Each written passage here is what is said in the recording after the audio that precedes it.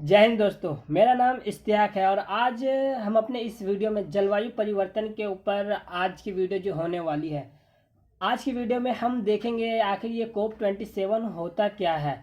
आज हम ये इस चीज़ को भी जानेंगे कि जो मिस्र के शर्म अल शेख में जो हो रहा है उस चीज़ को हम देखेंगे आखिर होता कैसे है।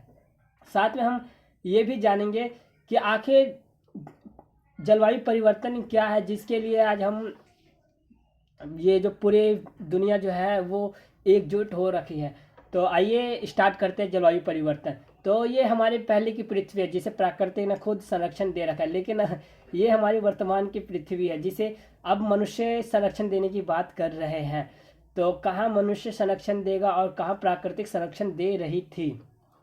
तो इसी को मद्देनजर रखते हुए जलवायु परिवर्तन की बात की जाती है। आप देख सकते हैं कि किस कदर पृथ्वी हमारी जो है वो ग्रीन हाउस गैसों की वजह से जल रही है। एक तरीके से बोले तो अब परिवर्तित हो रही है, पूरी तरीके से गर्म होते जा रही है। तो आइए क्लासेस स्टार्ट करते हैं। तो सबसे पहले आज हम जो स्टार्ट करने जा रहे हैं वो हम देखेंगे जलवायु परिवर्तन। तो आखिर जलवायु परिवर्तन है क्या। बहुत सिंपल सी भाषा में आप देख सकते हैं जलवायु परिवर्तन तापमान और मौसम के पैटर्न में दीर्घकालिक परिवर्तन को संदर्भित करता है। यानी कि जो जलवायु परिवर्तन है वो कभी अचानक नहीं होता, वो एक लंबे समय को लेकर के चलता है, यानी कि वो दशकों में होता है।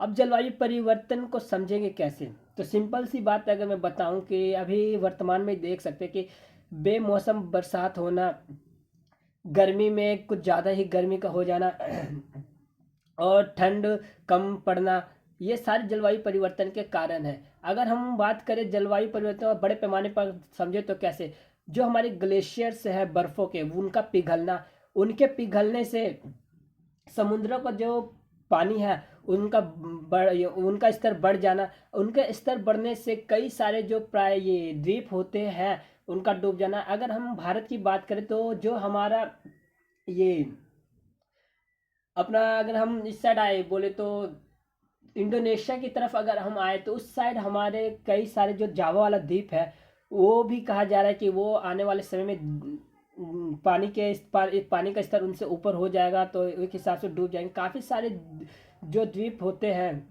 उनका डूबना भी जलवायु परिवर्तन का कारण है। आखिर ये है क्या। यानी कि जलवायु परिवर्तन में मौसमी दशाओं में परिवर्तन आ जाता है, पृथ्वी के घूर्णन में परिक्रमण में परिवर्तन आ जाता है।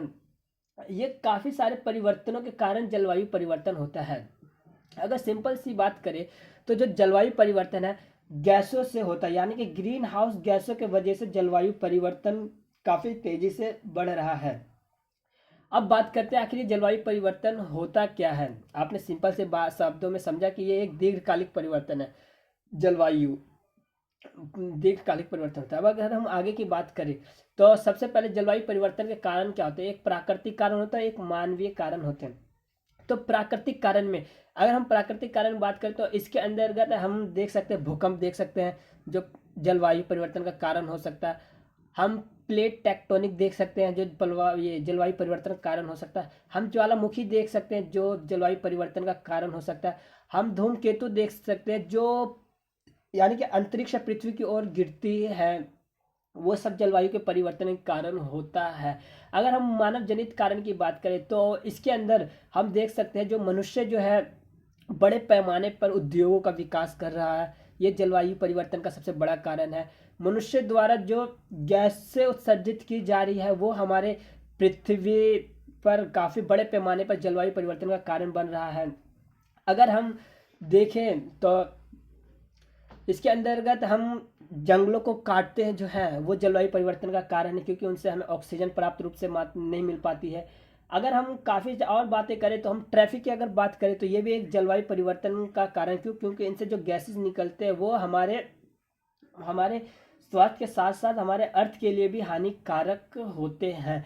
अब हम बात करते हैं आखिर ये जलवायु जो परिवर्तन है आखिर इसे बचाने के लिए क्या किया जा रहा है। तो इसे बचाने के लिए हम देख सकते हैं कि क्या क्या योजनाएं लाई, ये क्या क्या संगठन लागू किए गए थे और क्या हुआ था कि ऐसा क्या हुआ कि हम कोप की बात करने लगे। और इसकी क्या पृष्ठभूमि रही जो हम कोप 27 तक पहुंच चुके हैं। यानी कि वर्तमान में जो मिस्र में कोप 27 हो रहा है, आपने देखा है ये चीज़ कि हम आखिर क्या बात रह गई कि हम जो कोप 27 की भी बात करने लगे। अगर हम बात करें इसकी पृष्ठभूमि की, तो सबसे पहले इंटरनेशनल लेबर ऑर्गेनाइजेशन की स्थापना 1913 में हो रखी थी। अभी हम कोप की बात नहीं कर रहे हैं, अभी हम थोड़ा सा पृष्ठभूमि देख रहे हैं। जब हम कभी वीडियो लेके आएंगे, कभी अलग वीडियो, अगर आपकी इच्छा है, आपने अगर कभी बोला तो मैं इनके ऊपर एक विस्तार से वीडियो बनाऊंगा। अभी मैं सारांश में इनको लेके चल रहा हूँ। तो इंटरनेशनल लेबर ऑर्गेनाइजेशन की स्थापना 1913 में होती है। फूड एग्रीकल्चर ऑर्गेनाइजेशन की स्थापना 1945 में हो चुकी होती है। और वर्ल्ड हेल्थ सॉरी दोस्तों, वर्ल्ड हेल्थ ऑर्गेनाइजेशन की स्थापना 1948 में हो रखी होती है। तो अब इन लोग ये तीनों मीटिंग करते हैं आपस में कि कहते हैं क्यों ना कि हम तीनों मिल करके एक ऐसा संस्थान लेके आए जो परिवर्तनों की बात करे। तो इन्हीं तीनों को मिला करके यूनाइटेड नेशनल डेवलपमेंट प्रोग्राम की स्थापना होती है, यानी कि यूएनडीपी की स्थापना की जाती है। यानी कि ILO 1913 में स्थापित होता है, FAO 1945 और WHO 1948 में स्थापना होती है। अब यही तीनों जब मिलते हैं ना, तो यूएनडीपी की स्थापना होती है जो 5 जून 1972 में होती है। यहाँ से ही मेन कहानी जो है ना हमारी कोप की, वो स्टार्ट होने वाली होती है। फिर कहानी क्या होती है ना, जब यूएनडीपी तो बन जाता है, लेकिन इससे पहले एक मौसमों को देखने के लिए एक वर्ल्ड मेट्रोलॉजिकल ऑर्गेनाइजेशन की स्थापना होती है, WMO 1950 में।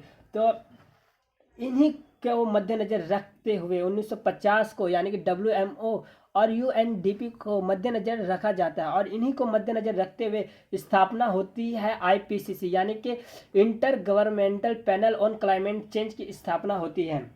यानी कि 1988 में इसकी स्थापना हो जाती है। जब इसकी स्थापना होती है तो यह बात किस चीज़ की करता है, रिसर्च की बात करता है, डाटा की बात करता है और रिपोर्ट की बात करता है। इसी को मद्देनजर रखते हुए 1988 में जब इसकी स्थापना होती है तो इसकी पहली रिपोर्ट, यानी कि इसका काम क्या था, रिसर्च भी करना था, डाटा भी एक्ट करना था और रिपोर्ट भी देना था। तो इसी को मद्देनजर रखते हुए IPCC की जो रिपोर्ट है वो पहली रिपोर्ट कब आती है, 1990 के दशक में। यानी कि पहली रिपोर्ट असेसमेंट रिपोर्ट 1990 में आती है, जिसमें कहा जाता है कि मानवीय गतिविधियों की बात की जाती है। तो अब हम बिल्कुल सिंपल से भाषा में समझे तो सबसे पहले ILO, FAO और WHO की स्थापना हो, तीनों को मिला करके किसकी स्थापना होता है, यूएनडीपी की। यूएनडीपी और WMO को मिला करके किसकी स्थापना की जाती है, IPCC की। कब होती है, 1988 में। और 1988 में इसकी स्थापना के बाद इसकी जो पहली रिपोर्ट आती है वो क्या थी कि मानवीय गतिविधियों से जो पर्यावरण है, जो पृथ्वी है, वो काफ़ी बुरी तरीके से प्रभावित हो रही है। इसकी पहली रिपोर्ट ही आती है। बस इसका रिपोर्ट आना ही होता है कि पूरे विश्व के जो सभी देश है वो सारे चौकस हो जाते हैं। यानी कि अब सब मिलजुल के काम करने की बात करते हैं कि भाई यार अब तो कुछ ऐसा करना पड़ेगा कि आने वाले भविष्य के लिए भी इस संसार को बचाया जा सके। यहाँ पे जो अभी वर्तमान में जो कंडीशनें हैं वो आगे ना रहे, उनके लिए भी काफ़ी स्वास्थ्य सुविधाएं दी जाए। इसी को ध्यान में रखते हुए एक धारणीय विकास बनता है, यानी कि यही जो सस्टेनेबल डेवलपमेंट की बात करता है। लेकिन हम बात करें जलवायु परिवर्तन की तो 1990 में जब इसकी पहली रिपोर्ट आती है तो रिपोर्ट का सब चौकस हो जाते हैं, और जब चौकस हो जाते हैं तो 1992 में जो है ना पृथ्वी सम्मेलन आयोजित किया जाता है, जिसे हम रियो सम्मेलन भी कहते हैं। तो पृथ्वी सम्मेलन में ही ना सभी को अलग अलग कर दिया जाता है। अब क्या अलग अलग किया जाता है, यानी कि धारणीय विकास जो है उनको अलग कर दिया जाता है, जलवायु परिवर्तन जो है उनको अलग कर दिया जाता है, मरुस्थलीकरण को अलग कर दिया जाता है, जैव विविधता को अलग कर दिया जाता है, और एजेंडा 21 को भी एजेंडा 21 लाया जाता है। आखिर अब ये एजेंडा 21 है क्या?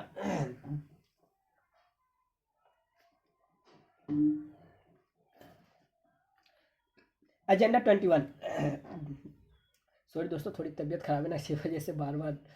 एजेंडा 21 है क्या? तो यानी कि जब ये 1992 यानी कि 1990 में एक रिपोर्ट आती है जिसमें कहा जाता है कि भाई मानवीय गतिविधियों से काफ़ी तरीके से पृथ्वी प्रभावित हो रही है। तो इसी को मद्देनजर रखते हुए 1992 में पृथ्वी सम्मेलन लाया जाता है। यही वो सम्मेलन है जहाँ से सभी धाराओं को अलग कर दिया जाता है, यानी कि धान्य विकास के लिए अलग संगठन बनेगी, जलवायु परिवर्तन के लिए अलग संगठन बनेगा, मरुस्थलीकरण के लिए अलग संगठन बनेगा, जैव विविधता के लिए अलग संगठन बनेगा। और एजेंडा 21 लाया जाता है कि 1992 में जो पृथ्वी 1992 में जो हम स्थिति देख रहे हैं वो आने वाले 21वीं सदी, यानी कि 21 का मतलब क्या, 21वीं सदी की बात की जा रही है कि 21वीं सदी कैसा हो, इस चीज़ की बात की जाती है। यहाँ से ही स्टार्ट होता है जलवायु परिवर्तन का पहला सम्मेलन, जो COP 21, जो हम 27 हमने देखा। इसी की बात करेंगे। तो सॉरी दोस्तों, जलवायु जो आखिरी मात्रा लगा उसके लिए मैं माफ़ी मांगता हूँ, यहाँ की मात्रा गलत है।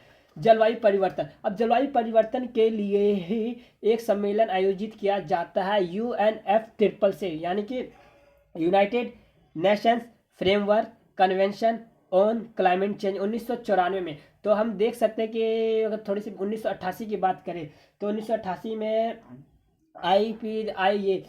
IPCC आता है। फिर उसके बाद जो है इसकी रिपोर्ट आती है 1990 में। 1990 के बाद 1992 में रियो सम्मेलन होता है। फिर 92 के बाद सब कैटेगरी को अलग कर दिया जाता है पृथ्वी सम्मेलन से, जिसमें से जलवायु परिवर्तन की बात आपके दिमाग में आ रहा होगा, आखिर हम जलवायु परिवर्तन को पहले क्यों लिया, हम मरुस्थलीकरण को भी तो ले सकते थे, जैव विविधता को भी तो ले सकते थे। हमने जलवायु परिवर्तन इसलिए, अगर हम जलवायु पे कंट्रोल कर लेंगे, यानी जलवायु परिवर्तन पे कंट्रोल कर लेंगे, तो हम इन सभी को आगे चल के बचा सकते हैं। इनको तो बाद में भी किया जा सकता है, लेकिन सबसे अभी अहम था जलवायु परिवर्तन, यानी कि ग्रीन हाउस गैस पे कंट्रोल करने की बात कही गई थी। तो इसी को मद्देनजर रखते हुए जलवायु परिवर्तन की स्थापना के लिए UNFCCC की स्थापना की जाती है। इसी के अंदर हम पढ़ते हैं क्योटो प्रोटोकॉल, इसी में हम पढ़ते हैं पेरिस एग्रीमेंट, जो 11th और 10th में तो काफ़ी कुछ बार क्वेश्चन में आते हैं कि क्योटो प्रोटोकॉल क्या है, एजेंडा 21 क्या है, पेरिस एग्रीमेंट क्या है। तो हम इसकी पृष्ठभूमि को भी देखेंगे और इसे भी देखेंगे। तो आपने समझ लिया होगा कि UNFCCC का जो गठन है वो किस चीज़ के लिए है, तो जलवायु परिवर्तन के लिए गठित किया जाता है, यानी कि UNFCCC जलवायु परिवर्तन के लिए बनाया जाता है। और जो पृथ्वी सम्मेलन जो है वो इसमें सभी कैटेगरी को अलग कर दिया जाता है। और इसी के अंदर हम देखते हैं कि जो पहली रिपोर्ट आती है मानवीय गतिविधि वाली आती है, और WMO जो है UNDP से मिलकर के IPCC का निर्माण करते हैं। अब उसके आगे की बात करें तो COP की शुरुआत करते हैं। COP की शुरुआत करते हैं। तो COP का मतलब कॉन्फ्रेंस ऑफ द पार्टीज की ये शुरुआत होती है। तो आखिर ये है क्या COP, तो यानी कि यार सिंपल सी बात है, जब यानी कि UNFCCC, यानी कि आप ये देख रखे हैं ये UNFCCC के लिए जब भी मीटिंग होगी ना, जब भी मीटिंग होगी उसको ही नाम दिया जाता है COP1। अगर पहली मीटिंग होगी यानी कि जलवायु परिवर्तन के लिए कौन सी मीटिंग है, UNFCCC की मीटिंग होगी, UNFCCC की जो मीटिंग होगी इसी में ही 1 2 3, यानी कि हर साल जब बैठेंगे तो ये अपना गिनती के हिसाब चलेंगे, एक बार आज पहली मीटिंग हुई, कल दूसरी मीटिंग हुई, परसों तीसरी चौथी, ऐसी सालों में मीटिंग चलती रहती है। इसी को मद्देनजर रखते हुए COP की शुरुआत होती है। अब 1995 में पहला COP होता है, यानी कि ये कहाँ होता है, बर्लिन में होता है। हम इसके अंदर कुछ COP में यानी कि उसके अंदर कुछ COP को देखेंगे, जिसके अंदर जो महत्वपूर्ण उसी को पढ़ेंगे, बाकी को मैंने काफ़ी को वो लिखा भी है, जिसे नहीं पढ़ना वो उसे मैं खुद छोड़ दूंगा। तो हम COP सबसे पहला आखिर 1995 में जो है ना, यानी कि 1994 में UNFCCC की स्थापना होती है। बस स्थापना होने के बाद पहला मीटिंग होता है कि चलो भाई हम जलवायु परिवर्तन की अब बात करते हैं। तो 1995 में COP 21 होता है। कहाँ होता है, ये बर्लिन में होता है, बर्लिन के जर्मनी में आयोजित किया जाता है। और फिर जब ये आयोजित हो जाता है तो कुछ होता नहीं, तो फिर उसके बाद 2 साल बाद COP 27 होता है। यानी कि 3 याद रखना, हम साल के साथ चल रहे हैं, यानी कि 95 में एक हुआ था, 96 में नहीं हुआ था, यानी कि 96 में दूसरा था, 96 में हुआ था लेकिन वो महत्वपूर्ण नहीं था। 96 के बाद 97 आता है, 97 में COP 3 है, यही वो COP है, यानी कि 97 में COP 3 होता है, जो कि क्योटो के नाम से भी जाना जाता है। क्योटो क्यों, क्योंकि जापान में हुआ था। हम जो पढ़ते हैं ना ये क्योटो प्रोटोकॉल, हम यही चीज़ को अब देखेंगे कि COP 1997 में COP 3 हुआ था क्योटो जापान में। आखिर ये क्योटो का काम क्या था, हुआ आखिर जापान में, आखिर इस चीज़ की बात किस चीज़ की गई? तो जापान में बात की गई कि भाई ग्रीन हाउस को रोकना है, कुछ भी करो ग्रीन हाउस को रोको। कैसे रोकना है वो हम सबको मीटिंग बैठा के रोकना, बस इसके अंदर जो बात लाई गई थी वो ग्रीन हाउस को रोकने की बात कही गई थी। फिर उसके बाद हम देखते हैं 2001 में कोप 7 होता है, कहाँ? ये होता है मर्राकेश, यानी कि मोरक्को में होता है 27। इसी में क्या होता है, यानी कि जो क्योटो होता है ना, यहाँ तो ग्रीन हाउस रोकने की बात की जाती है। 1997 में जो कोप 3 हो रहा है वो ग्रीन हाउस रोकने की बात की जाती है, लेकिन यहाँ पे क्योटो प्रो के लिए प्रावधान तैयार किया जाता है। यानी कि क्योटो 3 तो यहाँ आयोजित होती है, लेकिन जब ये कहते हैं ग्रीन हाउस को रोकना, तो इसी को मद्देनजर रखते हुए जो कोप 7 होगा 2001 में मर्राकेश के अंदर जो होता है, वो क्योटो प्रोटोकॉल के प्रावधान के लिए रोड मैप तैयार करता है कि किस हिसाब से कैसे कैसे कार्य किए जाए। फिर हम आगे बढ़ते हैं, फिर हम आगे जब बढ़ेंगे तो 2002 में कोप 8 होता है, जो कि भारत के लिए होता है, इसीलिए मैंने लिखा है। फिर 2005 की बात करेंगे, यानी कि 5 काफ़ी महत्वपूर्ण होने वाला होता है, क्योंकि पाँचवा जो है कोप 11 होने वाला है, और ये 11 जो है ये मॉन्ट्रियल में होता है, यानी कि कनाडा में होता है।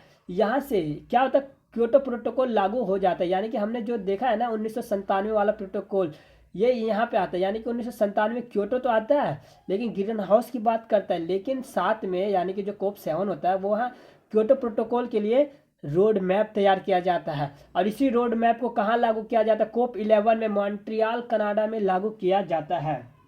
तो हम देखते हैं कि क्योटो प्रोटोकॉल लागू हो जाता है। फिर इसके अंदर कहानी क्या आती है ना, कि इसमें डिवाइड कर दिया जाता है कि क्यों भाई यार, तुम जो बड़े देश हो तुम तो काम कर नहीं रहे सही से, और जो छोटे देश है तुम उन पर दबाव डाल रहे हो। तो इसी वजह से इस चीज़ को रखते हुए 2 चरण लाए जाते हैं। यहाँ से एक नई स्टोरी की शुरुआत होती है, जिसे हम CMP या MOP के नाम से भी जानेंगे। तो पहले स्टोरी क्या थी ना 2008 से 2012, यानी कि जो बड़े देश थे जो ग्रीन हाउस ज़्यादा गैस उत्सर्जित कर रहे थे, उनके लिए कहा गया कि भाई अब तुम्हारी अलग से एक मीटिंग की जाएगी कि तुम कितना कंट्रोल कर रहे हो। ये 2 चरण में लाना था। ये 2008 से 2012, यानी कि जो कोप 11 है ना वो 2008 से 12 लागू होगा, लेकिन जो 2013-20 वाला है ना उसे हम आगे लागू करेंगे। यहाँ पे मैंने लिख दिया है बस, पर 2008 से 2012 वाला यहाँ से ही लागू हो जाता है। ये लागू क्यों होता है? क्योंकि जो बड़े देश है ना वो ग्रीन हाउस पर कंट्रोल बहुत कम कर रहे थे, इसी वजह से हम कनाडा में ही जा करके ये कनाडा में जाके करके क्योटो प्रोटोकॉल को लागू करते और कहते कि तुम बड़े देश जो हो अब तुम्हें भी इस चीज़ पे कंट्रोल करना है। और इसी कंट्रोल के लिए क्या लाया गया? CMP, यानी कि conference of the party serving us the meeting, इन्हीं के लिए ही लाया जाता है। और यहाँ से ही CMP 1 की शुरुआत होती है। तो हमने क्या देखा? हमने देखा कि 1997 में क्योटो आता है जो ग्रीन हाउस की बात करता है, 2001 में कोप 7 आता है जो कि क्योटो प्रोटोकॉल के प्रावधान की बात करता है। फिर 2005 में देखते हैं कि क्योटो प्रोटोकॉल को लागू कर दिया जाता है। क्योटो प्रोटोकॉल को लागू करने के बाद क्या बात निकलती है कि भाई तुम बड़े देश हो, क्योटो प्रोटोकॉल लागू इन्हीं के लिए लागू किया जाता है, बड़े देशों के लिए ही लागू किया जाता है कि अब तुम्हें ग्रीन हाउस पे कंट्रोल करना है। तो इसके लिए पहला चरण दिया जाता है 2008 से 2012 तक तुम कंट्रोल करो, जिसमें इनकी अलग मीटिंग अब होगी CMP 1। अब कहानी आती है 2007 में। तो 2007 में क्या होती है ना कि कोप 3 होता है, यानी कि कहाँ होता है? कोप 3 बाली इंडोनेशिया में होता है, यानी कि अब CMP 3 होगा। हमने ये CMP देखा ना, ये वाला CMP, अब यही CMP 3 होगा। लेकिन कोप जो 2007 में जो कोप 13 होता है बाली में, वो क्या कहता है? वो ग्रीन हाउस की कमी के लिए प्रेरित करता है। भाई ग्रीन हाउस को कम करना ही है किसी भी प्रकार से। इसी को मद्देनजर रखते हुए 2009 में कोप 15 होता है कोपेनहेगन में, डेनमार्क में, और इसमें CMP कितना आता है? 5। तो आखिर ये कोपेनहेगन में होता क्या है? तो इसके अंदर जो लाया जाता है ग्रीन क्लाइमेट फंड की चर्चा की जाती है। ध्यान रखना दोस्तों, ग्रीन क्लाइमेट फंड की चर्चा किसमें की गई है? कोप 15 में, यानी कि 2009 में जो होता है कोप 15 में ग्रीन क्लाइमेट फंड की चर्चा होती है। इसी में ही REDD को भी लाया जाता है, जो निर्वनीकरण और वन निम्नीकरण से होने वाले उत्सर्जन में कटौती करता है। यानी कि अब वनों के अंदर जो कटौती हो रहा है भाई, जो वनों के अंदर जो निम्नीकरण से जो जला रहे हैं, जो सर्जन कर रहे हैं, अब उसको भाई कंट्रोल करो, कुछ भी करो कंट्रोल करो। फिर इसी के बाद हम REDD+ को भी देखते हैं। तो यानी कि हमने क्या देखा कि कोप जो 13 है बाली में, वो ग्रीन हाउस की कमी की बात करता है, लेकिन 2009 में जो 15 होता है वो ग्रीन क्लाइमेट फंड। क्यों भाई, अब जब जलवायु परिवर्तन के लिए मीटिंग कर रहे हैं यार, तो जाहिर सी बात है पैसे तो चाहिए ही। उसी पैसे के लिए कोपेनहेगन में बात चलती है और ग्रीन क्लाइमेट फंड की चर्चा होती है। फिर इसी को मद्देनजर रखते हुए 2010 में कोप 16 होता है, कहाँ? कानकुम मैक्सिको में कोप 16 होगा होता है। इसी में ग्रीन क्लाइमेट फंड फ्रेमवर्क तैयार किया जाता है। यानी कि यहाँ पे तो चर्चा हो रही है, कोप जो 15 की यहाँ पे चर्चा हो रही है, लेकिन इस स्थान पे क्या फ्रेमवर्क तैयार किया जाता है ग्रीन क्लाइमेट फंड के लिए। आखिर भाई पैसे वैसे की भी तो बात करेंगे ना जलवायु परिवर्तन के लिए। तो यहाँ से एक कहानी बनती है कि पैसे की बात आती है। अब कहानी हमारी स्टार्ट होती है क्या, ये वाली। हमने ये तो देख लिया था कि बड़े देशों के लिए हमने कोप लिया, क्योंकि भाई तुम तो कर ही नहीं रहे, छोटे देशों पे दबाव डाल रहे हो। अब जो चरण 2 है ना, वो हमारा यहाँ से स्टार्ट होता है दोहा से। 2012 में जो क्योंकि 2013 जो है ख़त्म होने वाला था, 2013 जो है अब स्टार्ट होने वाला था, सॉरी। अब 2012 से अब कोप 18 होता है दोहा में, क्योंकि अब 2013 स्टार्ट होने वाला था और 12 देख लिया कि ये तो कुछ कर ही नहीं रहे यार, ये तो बस नाम के लिए मीटिंग कर रहे हैं CMP के नाम से, लेकिन ये कुछ कर नहीं रहे। अब इसी के लिए दोहा में मीटिंग 18 होती है CMP की। इसी में क्या दूसरा चरण लागू कर दिया जाता है 2013 से 2020 में, और इसी में कहा जाता है एक NF3 नाइट्रोजन ट्राइफ्लोराइड, ये भी ग्रीन हाउस गैस बताया जाता है कि इससे भी बड़े पैमाने पर गैस जलवायु परिवर्तन कारण है, जो पृथ्वी को काफ़ी जल्दी गर्म भी कर रही है। इसी को अब देखते हुए हमने देख लिया, क्या देखा हमने 95 बर्लिन दिए वन देखा, जो आयोजित होता है 1907 में, ग्रीन हाउस गैस को रोकने की बात की जाती है जो क्योटो में होता है। फिर कोप 7 में मर्राकेश में रोड मैप तैयार होता है क्योटो के लिए। फिर 2005 में मॉन्ट्रियल का होता है जो क्योटो प्रोटोकॉल लागू किया जाता है। यहाँ पे बड़े देशों के लिए 2 चरण लाए जाते हैं, 18 से 12, ये 8 से 12 और 13 से 20। ये सब बड़े देशों के लिए CMP का आयोजित किया जाता है। फिर इसके बाद हम कोप में देखते हैं ग्रीन हाउस गैस की कमी को प्रेरित करने की बात की जाती है। इसी को मद्देनजर रखते हुए कि आखिर कम कैसी को मद्देनजर रखते हुए कोपेनहेगन में ग्रीन क्लाइमेट फंड की चर्चा की बात की जाती है, और इसी में ही REDD की इस बात चलती है। फिर हम कानकुन में देखते हैं कि ग्रीन क्लाइमेट फंड का फ्रेमवर्क तैयार हो जाता है। और 2018 में ये 2012 में 2018 में दोहा कतर में देखते हैं कि द्वितीय चरण लाया जाता है, और इसी में बात किया जाता है कि द्वितीय चरण लागू करके बोला जाता है कि भाई NF3 नाइट्रोजन ट्राइफ्लोराइड भी एक ग्रीन हाउस गैस है। फिर हम आते हैं आगे ये हमारे लिए उतना नहीं, आप देख लीजिएगा। फिर 2015 में ना एक अलग कहानी की स्टार्ट होने वाली है, क्योंकि यहाँ से ही पेरिस एग्रीमेंट की शुरुआत होती है। हमने ये देखा है ना, ये वाला पेरिस है, हमने क्योटो प्रोटोकॉल के लिए देख लिया कहाँ कितना लंबा समय लगा था। अब पेरिस एग्रीमेंट के लिए भी लंबा दौर आने वाला है। तो हमने देखा कि 2015 में कोप 21 होता है जो पेरिस एग्रीमेंट की बात करते हैं। यहाँ पे CMP 11, यहाँ से ना एक अलग कहानी शुरू होती है। यानी कि 2016 में जो कोप, ये 2015 पेरिस तो लागू हो जाता है, इसमें बॉटम टू अप की बात की जाती है। अब फिर आता है 2016 कोप 22 मर्राकेश में होता है। इसी में ना काफ़ी चीज़ें अलग, क्यों ये पेरिस एग्रीमेंट को देखते हो ना, यही पेरिस एग्रीमेंट, ए का मतलब होता है एग्रीमेंट और P का मतलब होता है ये पार्टीज की बात की जाती है। P का मतलब पार्टी, यानी कॉन्फ्रेंस ऑफ पार्टी, तो ये बड़े देशों के लिए बनाया जाता है और ये CMA लागू किया जाता है। अब ये क्योंकि 2020 के बाद, यानी कि हमने ये चीज़ देखा है ना 2020 तक, अब इसके बाद क्या हो, तो इसके बाद के लिए फिर लाया जाता है ये CMA की बात की जाती है मोरक्को में। अब कहानी स्टार्ट करते हैं 2021 की। कोप 26 ये उतना काम का नहीं है, लेकिन ये 2015 वाला पेरिस जो है एग्रीमेंट है ना, वो बहुत महत्वपूर्ण है। 2021 कोप ग्लासगो UK में होता है, इसमें CMP 16 होता है। ग्लासगो में क्या क्या बात की जाती है, इसमें कहा जाता है भाई USA और जो UK है ना 2030 तक ग्रीन हाउस गैस मीथेन के उत्सर्जन में कटौती करने की बात की जाती है। मीथेन जो है ना, वो एक बहुत महत्वपूर्ण गैस है जो बहुत बड़े पैमाने पर ग्रीन हाउस को सर्जित करती है। COP26 में ही 2050 तक नेट जीरो की बात की जाती है। इसी में ही कहा जाता है कि भाई हमें जो तापमान है ना वो 1.5 डिग्री तक ही रखना, इससे ऊपर नहीं जाना। अगर इससे ऊपर गए तो समझ लो जो समुद्री द्वीप है ना वो सारे के सारे डूब जाएंगे। इसी में ही ये सारी बातें की जाती है। देशों को महत्वाकांक्षी 2030 तक उत्सर्जन कटौती लक्ष्यों पर ज़्यादा ध्यान देने की बात, खेल कूद के वही सारी बातें आ रही थी कि ग्रीन हाउस गैसों को कैसे 2030 तक कंट्रोल कराना है। अब हम आते हैं COP27 जो अभी वर्तमान में चल रहा है। अब इसके अंदर हम क्या क्या बातें देखने जा रहे हैं, जो प्रमुख बातें। सबसे पहले इसमें भी वही बातें मिला जुला कहा गया कि जलवायु परिवर्तन को रोकना है।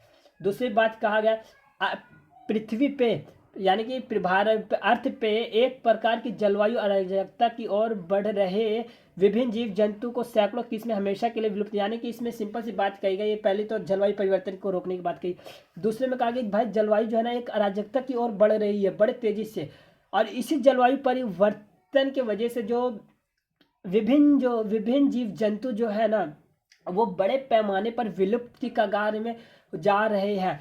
इससे ग्लोबल वार्मिंग जो है वो भी काफ़ी बड़े पैमाने पर फैली, ग्लोबल वार्मिंग भी हो रही है जो दुनिया के सामाजिक आर्थिक विकास पर गहरा असर डाल रहा है। इसमें COP27 में एक अच्छी बात की कि हमें नवीकरणीय क्रांति लाने की ज़रूरत है। और इसमें कहा जाता है कि बड़े देश को पर्यावरण संतुलन के लिए कदम उठाने चाहिए, जैसे कि हमने अभी CMP देखा था, और फिर उसके बाद उसके दूसरा चरण भी लागू किया जाता है। फिर हम देखते हैं कि कैसे वो बड़े देश अच्छे से कार्य नहीं करते हैं, तो फिर इन्हीं में COP27 में फिर वही बात दोहराया जा रहा है कि भाई बड़े देश तुम जो हो संतुलन की बात करो, पर्यावरण संतुलन के लाने की बात करो, जिससे क्लाइमेट पे ये जलवायु के ऊपर हम एक कंट्रोल करें। इसी में 2030 तक महत्वाकांक्षी उत्सर्जन और लक्ष्य प्रस्तुत करने की बात की गई है। अभी COP26 में जो है ना ये हमें मार्च से लागू किया गया है, यानी कि MARS लागू किया गया है। मैं इस PDF पे लिखूंगा नहीं, लिखा नहीं हूँ, अगर मैं अपलोड करूंगा ना तो इस पे लिख दूंगा। मार्च लागू किया गया यानी कि methane alert and response system को लागू किया गया, जिसकी कैसे ये UNEP के तहत दोनों मिल करके लागू किए हैं। ये क्या है, ये जो है ना ये मार्च जो है ना वो ग्लोबल वार्मिंग गैसों का पता लगाएगा और उसके प्रतिक्रियाओं की अनुमति को देखेगा कि हाँ ये ठीक है या नहीं। साथ में ही ये डेटा, ये जो मार्स है ना वो डेटा टू एक्शन प्लेटफॉर्म है, जो परिवर्तनों हो रहे हैं या फिर जो गैसेज हैं इन सभी की प्रतिक्रिया की बात करेगा। तो मार्स जो है ना MARS, यानी कि मैंने यहाँ लिखा नहीं है, लिख दूंगा। MARS जो है ना वो methane alert and response system की बात करती है, यानी ग्लोबल वार्मिंग में गैसों के पता लगाएगा और प्रतिक्रिया का पता लगाएगा।